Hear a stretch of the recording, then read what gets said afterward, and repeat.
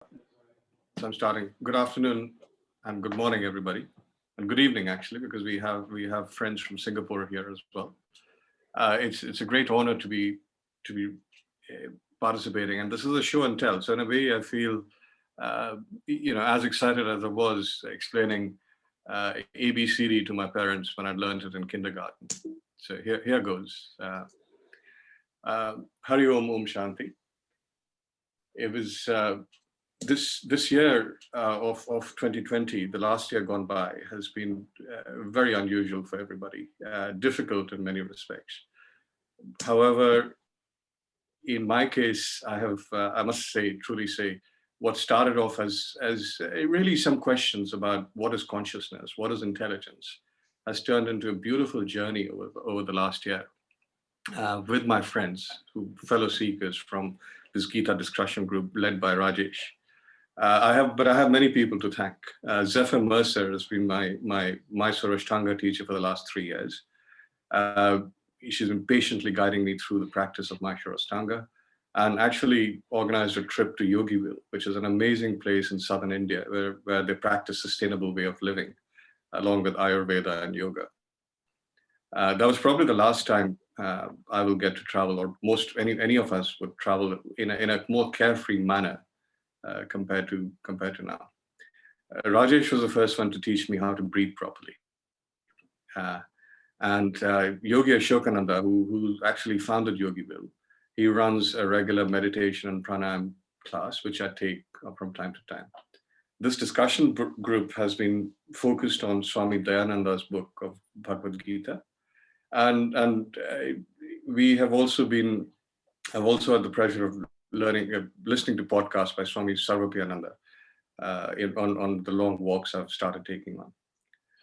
Of course, I have to acknowledge, and I'm delighted to acknowledge, that my parents have always shown me the way right through life, even without this knowledge. And I'm grateful to my wife and children for letting me indulge in and giving me enough time and space to indulge in this.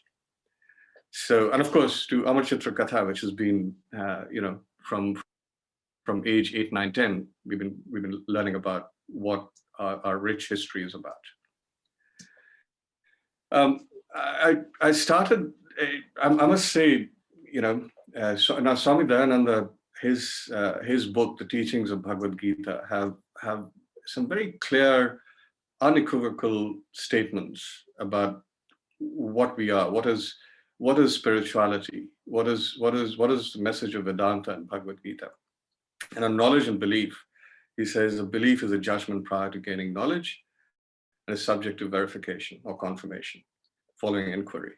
Belief that cannot be shaken is knowledge. And I must say, for most of my, till about 7 years back, my locus of spirituality was somewhere between agnostic and atheist. And reading this actually gave me a pause to rethink what I felt about spirituality. On devotion, he says, even if a wave cannot appreciate itself as water, it can at least appreciate the fact that the ocean is from where it came and which has sustained it and unto which it will return. Beautifully said. And he makes it very easy for the skeptics amongst us, and I have counted myself amongst that, is by saying, continue to do your work. And when the results come, remember me as the one who gives the fruit of action. One who cultivates this attitude is my devotee. And that is the essence of karma yoga as I've learned it. So, just looking at the lessons of revising our journey over the last 1 year, I wanted to explore. Everybody has knows the Gita to be a discussion between Arjuna and Lord Krishna, but I wanted to see it from another point of view, and I've chosen Duryodhana's point of view. So here goes. Let's just revise a little bit. I'll quickly zip through what Arjuna's experience was. So Arjuna has a why me moment on the eve of Mahabharata, and he realizes the destruction he's about to unleash on people he loves to gain back his kingdom, which is rightfully his and his brothers. He tells the Lord that, I want to renounce all this and run into the forest and take sannyas. Luckily, he has Lord Krishna with him, who gives this beautiful sermon of Gita, and that resolves Arjun's problems, and he goes and wins the war. And we all know this. The thing to wonder about is this serendipity or is this karma phala? And the Gita tells us that this is actually the result of his actions. This is the fruit of his action, this karma phala. But there's another aspect to this. It's wondrous that he has this question, and the Lord is there to answer it for him and guide him in the right direction. The foundation of that discussion was actually laid some time back when he chose the Lord as his charioteer, which was also a karma phala, or the result of a past action.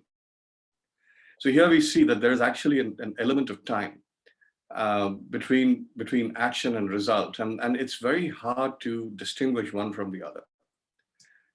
The Gita also tells us that actually Arjuna has a particular mindset that determined his.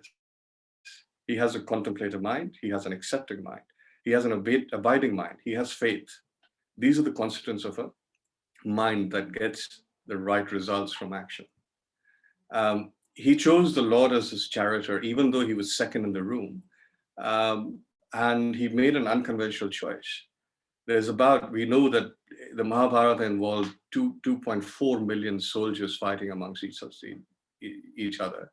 In today's context, that'll be about 500 million people fighting each other. And he chose, he understood Lord Krishna to be the Lord, to be God, and he chose him. But in today's context, that would be seen as a very cavalier choice, or an unusual choice at the very least. I mean, imagine in a war of 500 million people or soldiers, somebody chooses a mix of Barack Obama and the Dalai Lama on their side, and forgoes getting a large army. So what this tells us is that actually karma and karma phala are installment plan. It's hard to say which happens, which result is for which karma. It's a lifelong drive. There's also a compounding effect in karma phala. Now let's look at it from Duryodhana's point of view. Now Duryodhana has a mindset of being entitled, and he feels misunderstood. He's very happy to get the Lord's army, and he thinks that's a rush. He thinks it's crazy that somebody would want one single person, no matter how enlightened, that's on their side. But he goes on to lose this war and eventually dies on the battlefield. We know that from history. But let's just think about alternatively what are some of the lessons from this? Actually, if you look at it, the Mahabharata was decided, the war of Mahabharata was decided when Arjuna chose the Lord, and Duryodhana walks away with his army. The war is just merely acting out what is a foregone conclusion. Duryodhana doesn't know it. Had he realized it at some point and said, actually it's game over, and gone to the Lord and said, Lord, I want to take sannyasa, I've done wrong over here, the likelihood is that the Lord might have said, given him not the Gita, but as he said, please let me take you to your sannyasa. You do need to get away from all these people. And now we do know that the Gita has served humanity for the best part of 3,500 years, which is an eternity in the context of how fast things work today. We do know that both the Lord in his human form and Arjuna died at the end, but the sermon of Gita lived on. So let's just think that, does Duryodhana have any role to play in this? Should we think that, would there have been a Gita sermon without Duryodhana? Would Arjuna have been pushed to have that Vaini moment, which prompted his question to the Lord and which prompted the sermon? Should Duryodhana also get some credit for this? He doesn't. And that's where his triple whammy is. He doesn't get any credit for it. He loses the war, and he's cast as a villain for eternity. The final point on the slide is dharma. There's a drama of cause and effect that we are all tied up in. But actually, the effect of our actions, the result of our actions are decided well before we act them out, is one of the key lessons that I have taken away from this 1 year of study, and actually reflecting on my own life in the past as well. So Swami Dayanand's book, our discussion, our study, listening about Vedantas and the Gita, Bhagavad Gita, we are given a lesson on happiness. What is happiness, and how happiness is in abundance within us at all times. However, in a lifetime, we crowd it with worries, replace the worries with regrets as we move on, and we fill ourselves with ignorance, sorrow, and death. Actually sorrow, but sorrow also compounded by our sense of ignorance and a fear of death. And that drives us to seek happiness outside. This also gives rise to desires for things that we want, desires to get rid of our ignorance, sorrow, and death, and fear of death. Now, I should have warned you. I'm about to go into a description of my own experience with death, not my own death, but those of loved ones, and how I felt. So this may be a good moment for people who don't want to be exposed to that. For those of you who don't want to be exposed to that, to mute.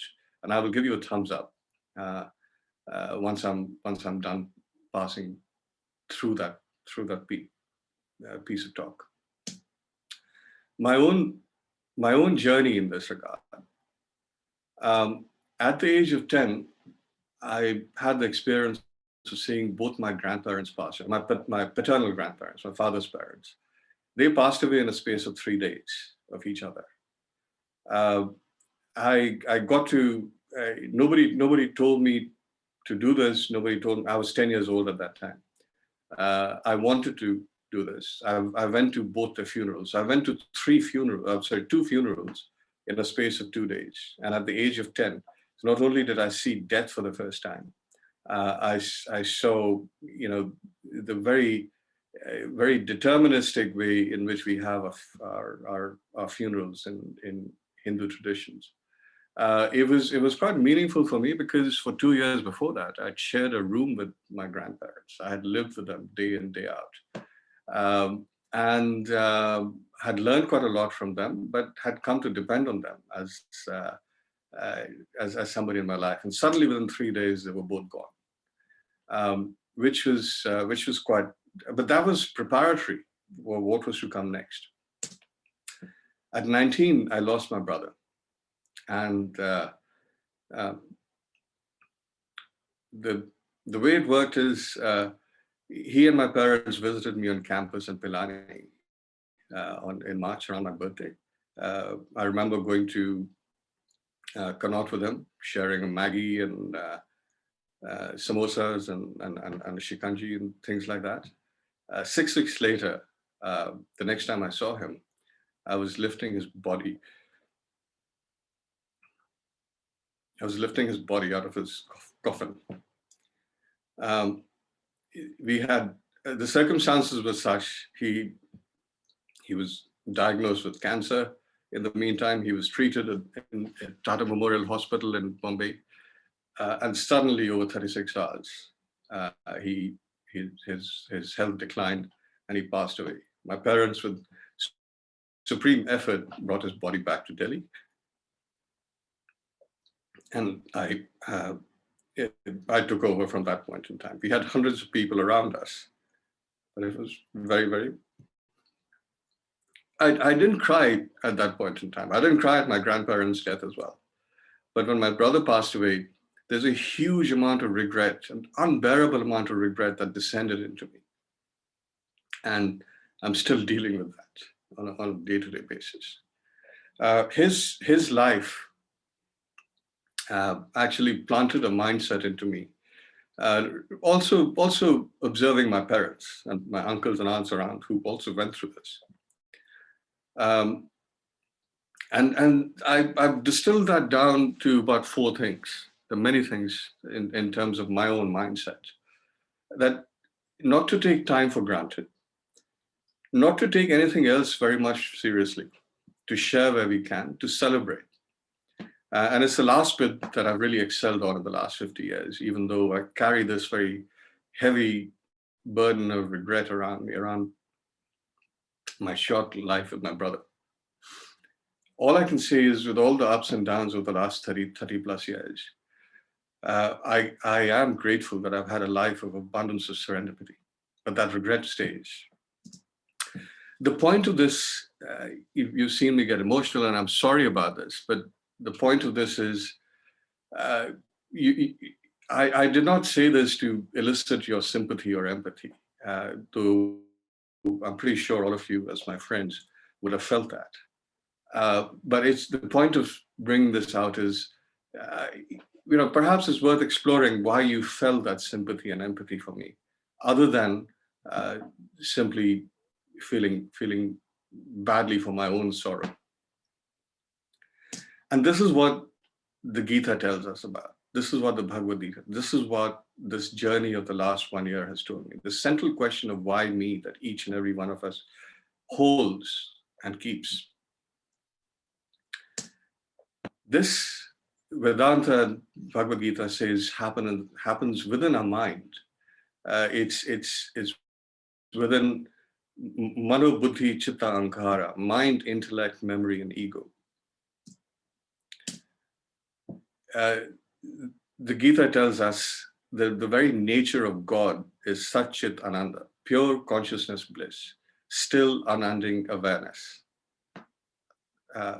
And the Lord goes on to say that Tattvamasi, that is exactly the essential nature of the I that we know and experience. The Gita has a third part to it. The Bhagavad Gita has a third part to it, which is how to go about accessing or joining that. And the basic advice is, the Lord's advice to Arjuna is, lead a life of karma yoga and in dharma, consistent with dharma. There are lots of practices on how and what we have to do this. The essential is an attitude of vairagya. Vairagya is actually quite a difficult concept. It was for me to understand. It probably still is. So understanding is one thing, putting it to practice is another thing. Vairagya says, lead a life of contemplation, of belief, of bhakti. Essentially, it is less is more. Less in food, less in thought, less in breath, more in quality. Dharma has 2 parts to it, yama and niyama. I've been practicing Ashtanga yoga for the last nearly 3 years now. And Ashtanga yoga literally means 8 limbs. So the 4 of them are yama, niyama, asana, pranayama. Asana and pranayama, everybody knows about. And once these start taking hold, the theory at least is that goes to pratyahara, which is sense withdrawal, dharana, concentration, and dhyana is meditation. And eventually samadhi or union with that stillness, that pure Sat Chit Ananda. And the learning from this last year is that when this happens, and I'm nowhere near it, that's when the lights come on. And that becomes, the why me just dissolves into nothingness. And all we have is a union. And these are the hows and whats that go towards that.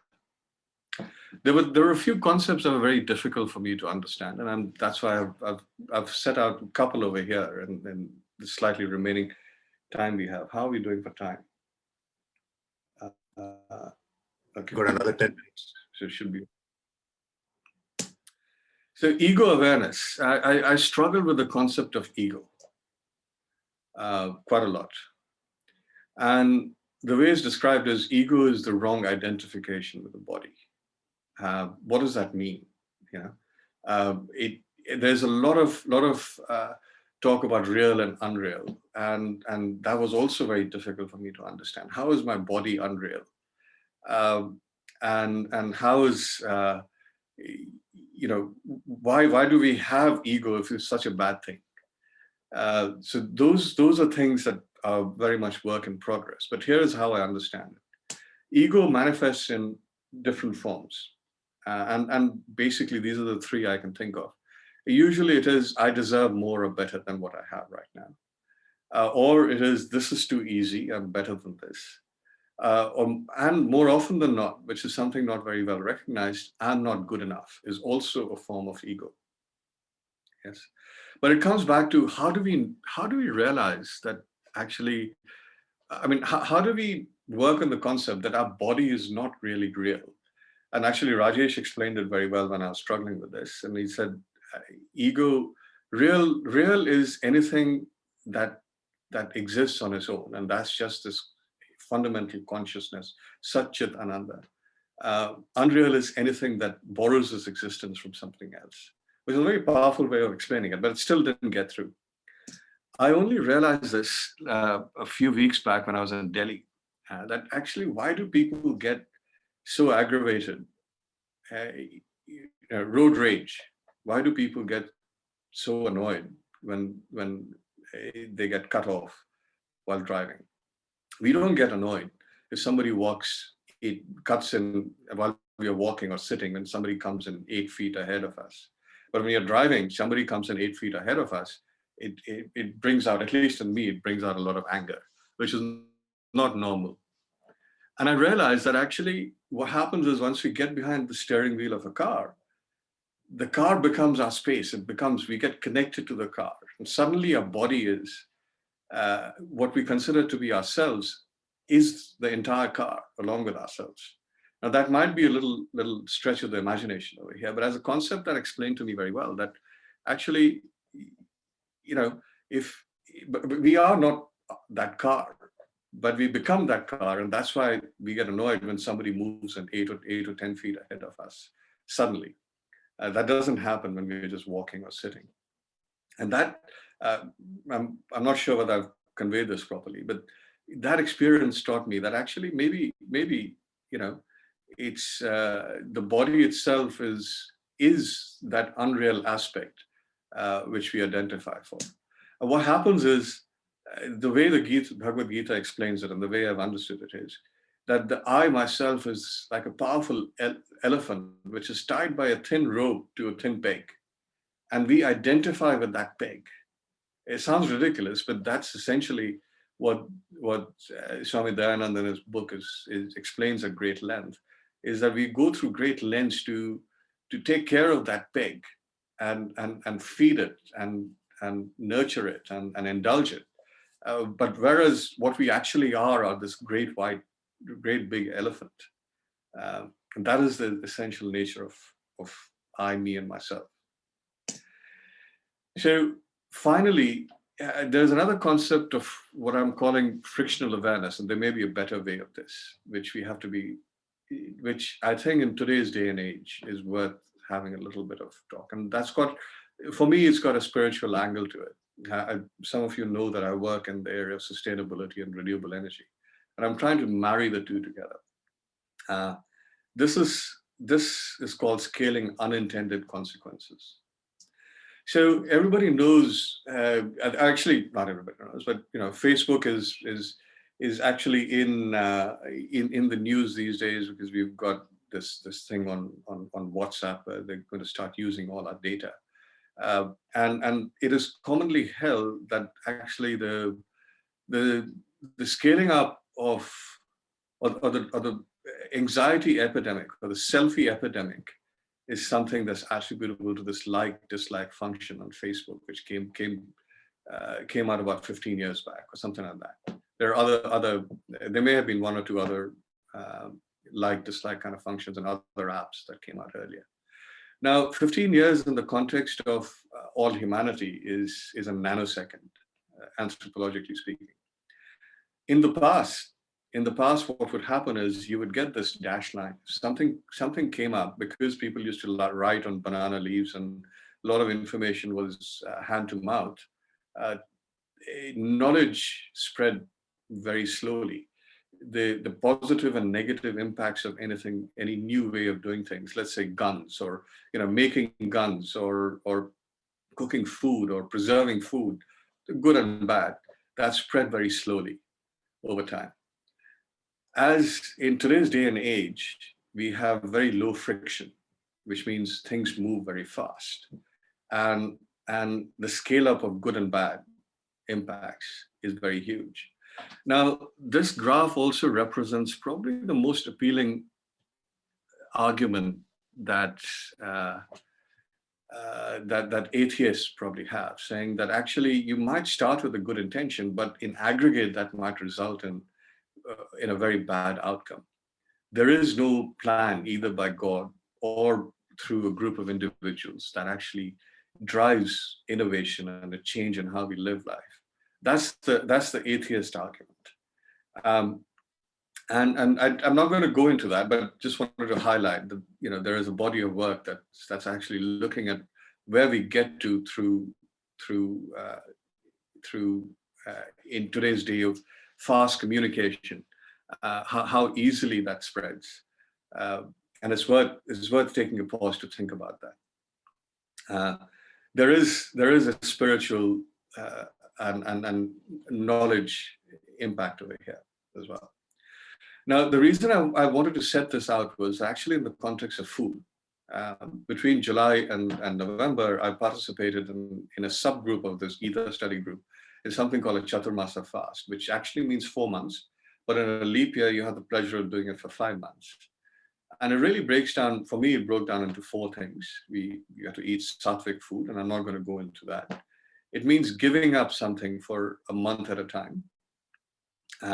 And it means reducing intake. And there's a fortnightly fast called the Ekadashi fast, which is a 36-hour fast without food and water. The essence of this for me is a kindness to self and environment. The way the fast is laid out, and we were expertly led through this by Rajesh again. So here is where's the connection? So this is the spiritual side of what our consumption and how knowledge spreads. What's the impact? And I'm sorry to bring this bit in, which is a little bit of socio-political analysis.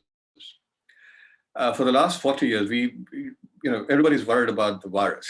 We've had in modern history one of the most one of the nastiest years for all of society globally. But people in the know, people like me, believe that actually we are going to see more and more of these viruses more regularly, unfortunately. And the reason is this: there is a body called the IPCC, that's Intergovernmental Panel for Climate Change, it's a group of about 150 to 200 scientists, or possibly more, from around the world, who voluntarily have been studying the effects of climate change for the last 40 years. Only recently they started, and the climate change is focused on the atmosphere.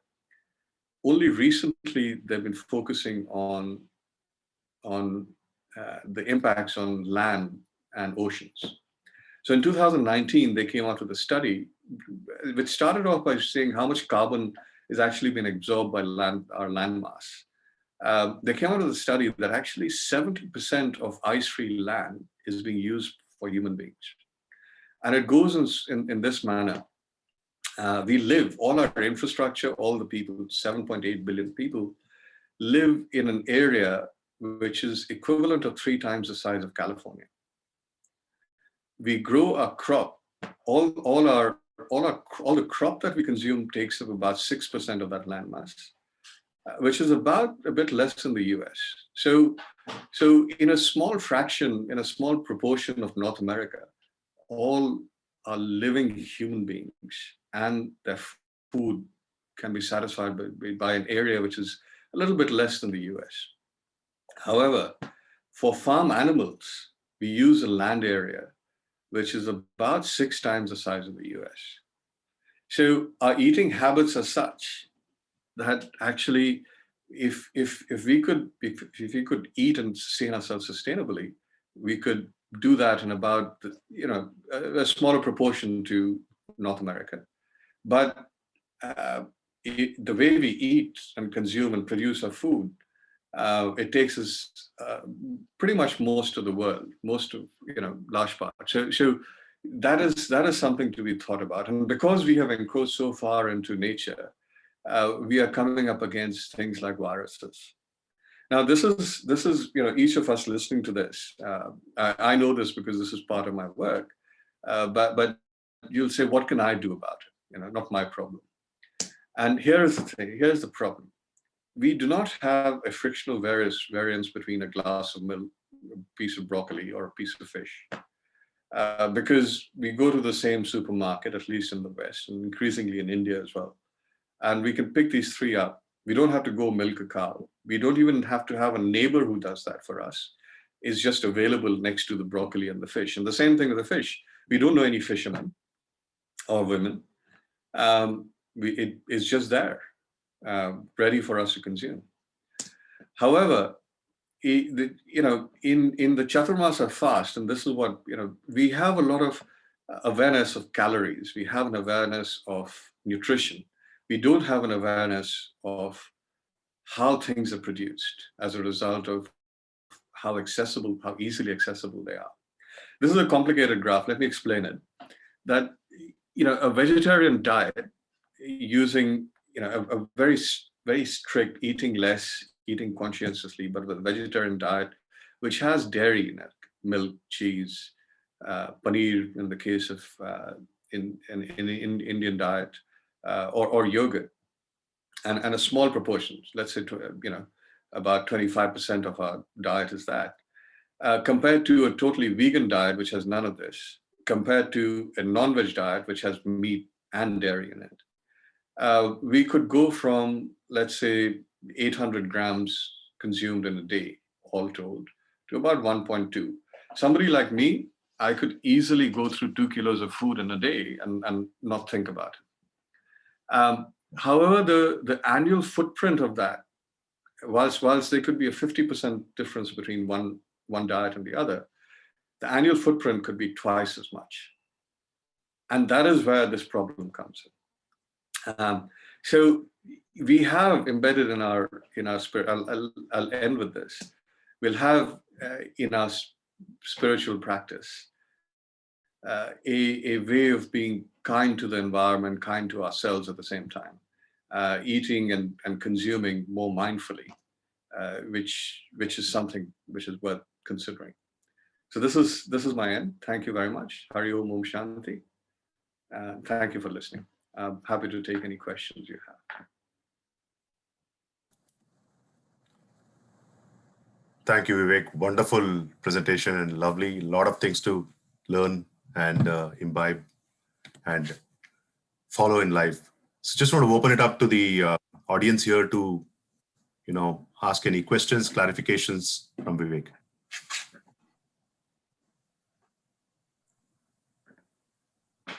Hey, Vivek, that was really great, man. Very